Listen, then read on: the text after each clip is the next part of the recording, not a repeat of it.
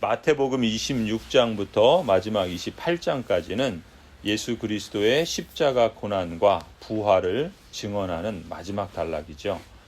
예수님의 십자가는 우연적인 사건이 아닙니다. 구약에서 이미 예언되었고 예수님께서 친히 예고하신 하나님의 계획의 성취라고 할 수 있습니다. 이 점에서 십자가 고난과 죽음은 예수님의 적대자들의 승리가 아니라 하나님과 예수 그리스도의 승리이죠. 십자가 고난과 죽음은 힘이 모자라서 무력의 희생양이 된 것이 아니라 하나님의 뜻을 적극적으로 받아들이고 순종하심으로써 모든 과정에서 예수 그리스도께서 주도적으로 행하신 일입니다. 하나님께서 이러한 계획을 성취하시는 과정에서 적대자들의 행동이 필수적인 역할을 하죠. 그런 점에서 그들의 행동에 대한 책임은 그들에게 있는 것이 분명합니다.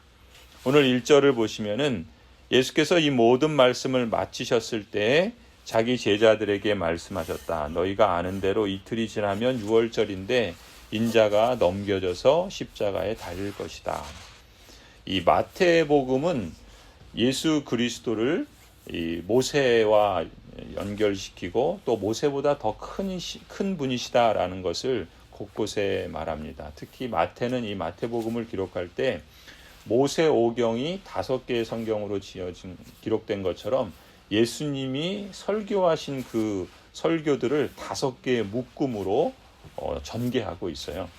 그리고 그 설교 묶음들이 끝날 때마다 이런 표현들이 나옵니다. 오늘 1절에 있는 것처럼 예수께서 이 모든 말씀을 마치셨을 때, 즉 예수님의 설교를 가령 우리가 잘 아는 산상설교라든지 비유의 말씀이라든지 이런 것들이 다 설교 묶음들인데 그것을 마치셨을 때라고 하는 표현을 씀으로써 지금 이 예수님의 이 복음은, 이 행적은, 이 설교는 모세보다 더 크니 유대인들은 모세와 같은 선지자가 메시아로 오실 것이다 라는 기대가 있었는데 그 모세와 같은 선지자, 아니 그보다 더 큰 분이 오셔서 말씀하신다라고 하는 것을 이 마태복음을 통해서 보여주고 있는 것이죠.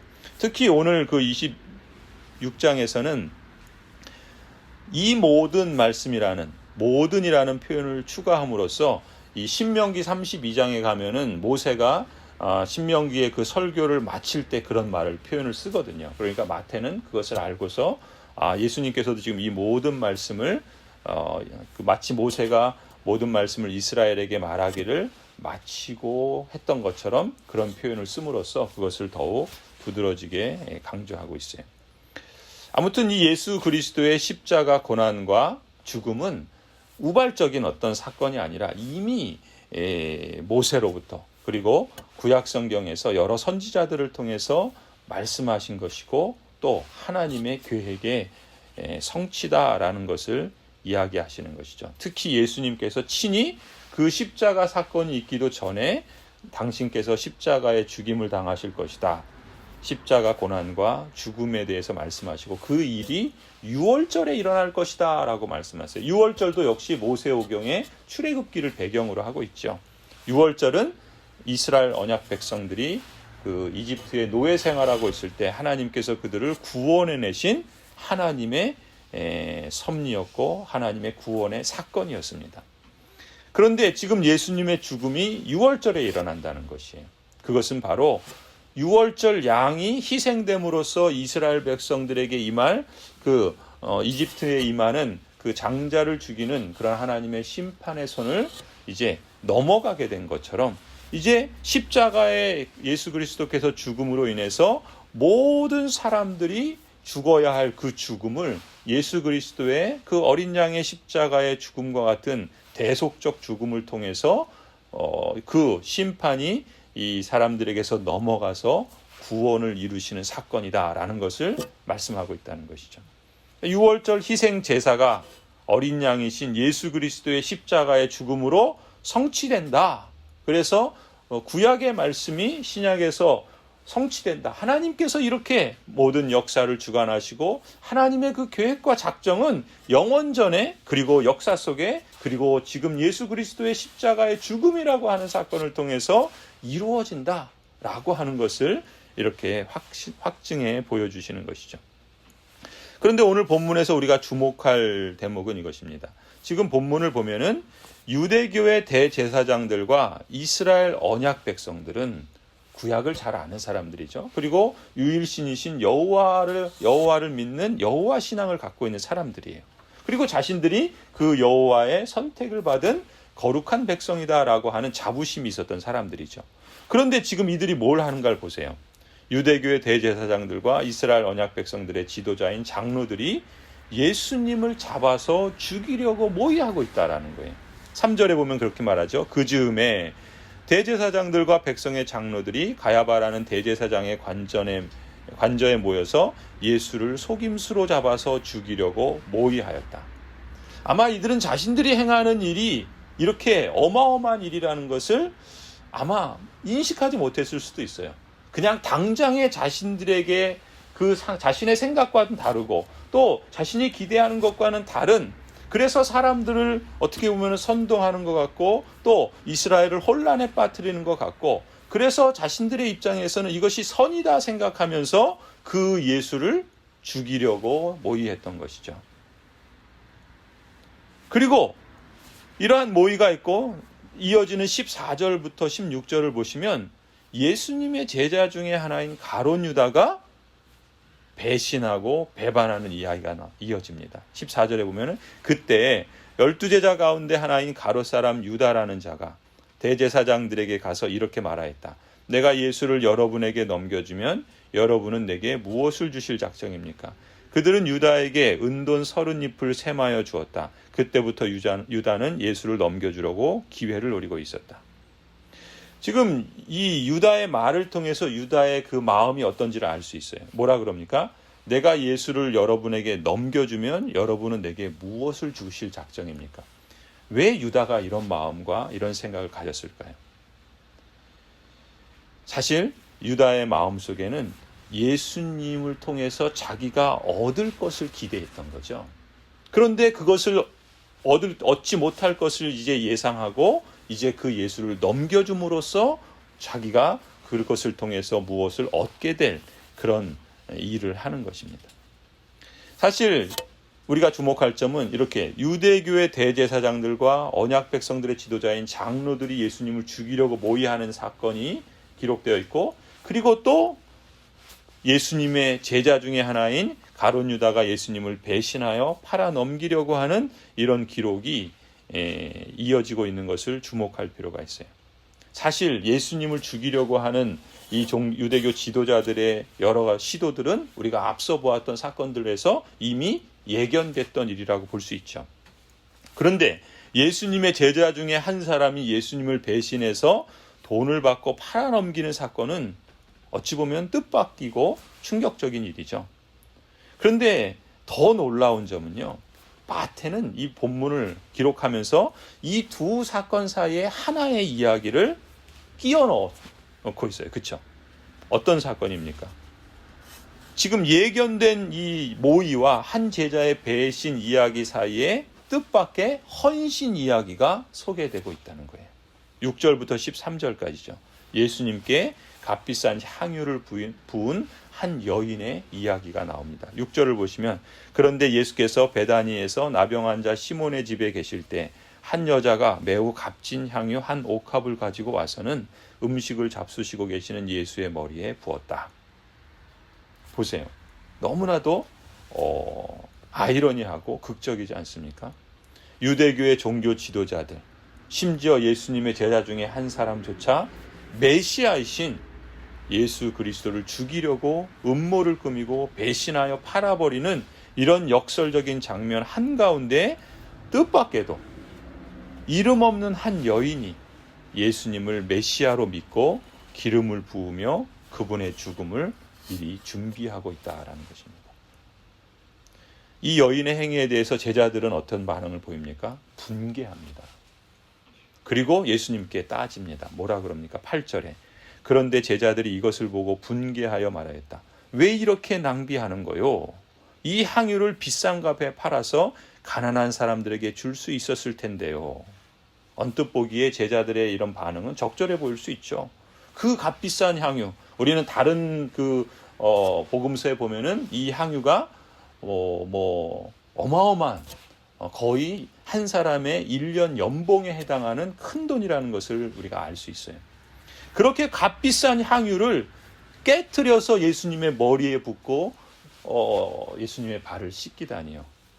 그것을 팔면 가난한 사람들에게 얼마나 많은 도움을 줄 수 있겠습니까? 지금 제자들의 반응은 적절해 보입니다.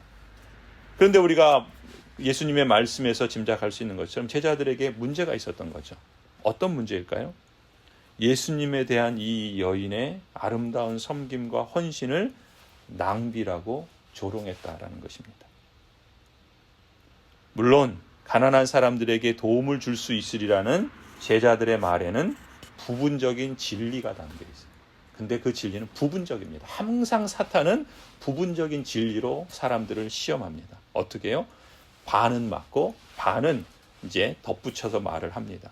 그럼으로써 처음에 그 반을 맞는 것조차 의심하게 해요. 사단이 하와에게 했던 그런 유혹의 방식입니다. 그리고 이러한 방식은 역사 속에 계속해서 이루어집니다. 어떤 모의와 모략과 또 이런 배신과 이런 일들이 있을 때마다 반은 맞고 거기에 어떤 것을 덧붙인.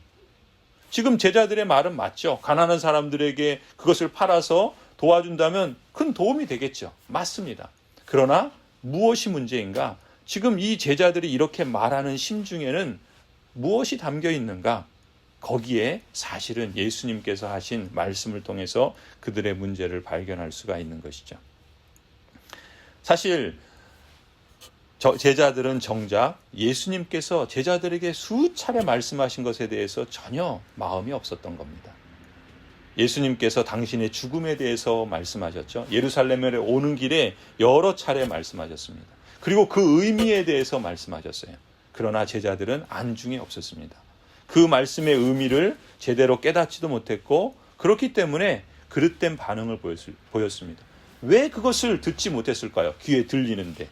왜 그것을 이해하지 못했을까요? 계속해서 말씀하시는데. 그 의미를 설명해 주시는데. 제자들의 마음에는 다른 마음이 있었던 거예요. 예수님을 바라보는 그들의 시각은 다른 시각이었던 거예요. 그러니까 예수님이 말씀하시는 걸 들어도 듣지 못하고 설명해줘도 그것을 마음에 담아두지 않고 자기 식대로, 자기 방식대로 해석을 합니다. 그래서 예수님이 지금 이 여인에 대해서 이렇게 조롱하고 비난하는 그런 투로 그렇게 반응했던 것이죠. 그런데 이 여인에 대해서 예수님이 뭐라 그럽니까? 이 여인은 예수님의 죽음을 내다보고 그 일을 준비한 것이라고 이야기합니다. 이 제자들은 수차례 그런 것을 들었음에도 불구하고 전혀 귀담아 듣지 않았을 뿐만 아니라 들어도 자신들의 생각과 기대로 인해서 예수님의 그 죽음에 대해서 전혀 안중에도 없었는데 아마 이 여인은 우리가 이제 요한복음을 보면은 이 여인이 예수님에게 가까운 사람이었던 것을 알 수 있죠. 아마 한 번을 들었던, 건너서 들었던, 소문으로 들었던 그 이야기를 알았을 겁니다. 이 여인은 예수님의 말씀을 귀담아 들었고 예수님께서 특히 죽으실 것이라는 말씀을 귀담아 들었고 그리고 그 예수님을 사랑하여서 온 마음과 정성을 다해서 자신을 드립니다. 헌신하여 예수님의 죽음을 준비하는 섬김을 행했던 것이죠. 제자들의 문제는 지금 자신들의 눈앞에 보이는 현실적인 문제에만 집착했던 것입니다. 예수님이 직면하신 죽음의 의미를 그래서 바르게 인식하지 못했고 한 여인의 헌신마저도 그걸 낭비라고 조롱하는 식으로 말하며 죄악을 범했던 것이죠. 예수님께서는 그들의 잘못을 일깨워 주시면서 이 여인의 헌신을 아름다운 일이라고 칭찬하십니다. 10절이죠. 예수께서 이것을 보시고 그들에게 말씀하셨다. 왜 이 여자를 괴롭히느냐? 그는 내게 아름다운 일을 하였다. 가난한 사람들은 늘 너희와 함께 있지만 나는 늘 너희와 함께 있는 것이 아니다.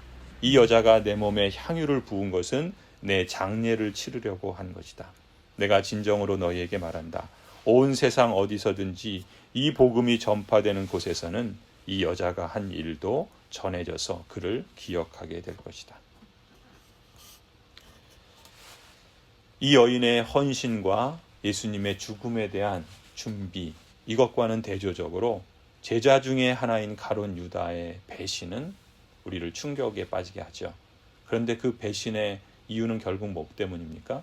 돈 때문이었습니다. 사도 요한은 요한복음 12장 6절에서 가룟 유다의 배신은 돈 때문이라고 직접적으로 밝힙니다. 그런데 오늘 마태복음에서는 그렇게 직접적으로 말하진 않죠. 아마도 이 마태복음의 기록을 우리가 유심히 보면은 돈 때문만은 아닌 것 같아요. 마태복음은 그 이유를 명시적으로 기록하진 않았지만 이 본문의 흐름으로 보면은요, 제자들뿐만 아니라 그 중에서도 가룟 유다가 얼마나 자기중심성에 집착하고 있었는지를 넌지시 알려줍니다. 그리고 돈은 자기중심성이 가장 두드러지게 나타나는 가장 중요한 지표인 것이죠. 이 가룟 유다는 예수님을 주님으로 인정하고 주님의 뜻을 따른 것이 아니라 자신의 뜻을 이루어줄 대상으로 여기고 주님을 이용하려 했던 것입니다. 자신의 뜻과 소원을 이루어줄 수 있는 메시아, 이것이 당시 유대 사람들이 기대했던 메시아입니다. 그리고 가룟 유다도 역시 마찬가지였죠. 제자들도 사실은 동일했습니다. 가룟 유다는 예수님 가까이에서 함께 지내면서 예수님이 죽음에 대해서 말하고 더군다나 십자가에서 죽을 것을 말하는 걸 보면서 이 예수님이 내가 기대하는 그 해방과 부와 명예를 가져다 줄 그 메시아가 아니다라고 여겼던 것입니다. 자신의 기대와는 너무 다른 인상을 예수님에게 받았고, 그런 말하자면 유다의 입장에서의 실망감, 배심감, 그것이 예수님께 대한 실망으로 분개함으로 나타났고, 결과적으로 예수님을 배신하면서 돈을 받고 팔아넘길 것을 그렇게 행동했던 것이죠. 가룟 유다나 다른 제자들, 유대계의 종교 지도자들과 예루살렘 사람들, 이들에게 메시아는 자신의 목적과 소원을 이루어주는 존재로만 기대했다라는 공통점이 있습니다. 그들이 따르고 섬겨야 할 주님이 아니라 그들의 소원과 유익을 따르고 섬겨주어야 할 메시아였던 것이죠. 결국 자기중심성이 예견된 배신이, 자기중심성이 이렇게 예견된 배신의 핵심이었던 것입니다. 반면에 한 여인, 마태복음에서는 그 여인의 이름조차 기록하지 않아요. 그야말로 이름 없는 한 여인의 뜻밖의 헌신은 전혀 뜻밖의 일이 아니라 예수님의 말씀을 귀담아 듣고 왜 예수님께서 그런 말씀을 하시는지, 무엇을 위한 목적인지, 주님의 뜻과 목적을 자기 자신의 뜻과 목적보다 앞에 두고서 주님을 진정한 주인으로 섬기고 따르고자 했던 마음의 증거인 것이죠. 십자가의 가치를 알고 십자가의 예수님을 사랑하는 사람만이 끝까지 예수님을 따를 수 있습니다. 그런 점에서 나 또한 내 욕심이나 나의 기대를 채우기 위해서 종교라는 명분으로, 주님이라는 그러한 명분으로 예수님을 이용한다든지, 다른 사람의 헌신을 칭찬하기보다는 그것을 폄하하고 깎아내리는 일은 없는지, 나는 메시아를 성경이 가르치는 대로 바로 인식하고 마음을 다해 아낌없이 주님을 섬기고 있는지, 한마디로 주님을 위한 나인지 아니면 나를 위한 주님인지 우리가 한번 늘 성찰해 보아야 할 질문이라고 봅니다. 주님을 위한 나로 자신의 모든 것을 드린 이 이름 없는 여인은 결국 모든 것을 얻게 됩니다. 하지만 나를 위한 주님으로 주님을 배신한 가룟 유다와 유대 지도자들은 결국 모든 것을 잃게 되는 인생이 되죠. 역설적입니다. 우리의 마음이 주님을 신뢰하면서 주님을 따라가기를 소원합니다. 당장 눈앞에 보이는 상황과 이익에만 집착하지 않고 주님을 신뢰하기 때문에 멀리 보고 크게 볼 수 있는 안목을 갖게 되기를 바랍니다. 모든 것을 아시고 모든 것을 정의롭게 평가하실 주님을 인정하는 삶, 주님을 진정 주인으로 따르는 선택이 되기를 원합니다. 예수 그리스도의 십자가 고난을 묵상하는 고난 주간을 앞두고서 우리가 마음속 깊은 데까지 돌아보고 온전히 세워야 할 경건의 훈련이 바로 이것이라 믿습니다. 기도하시겠습니다.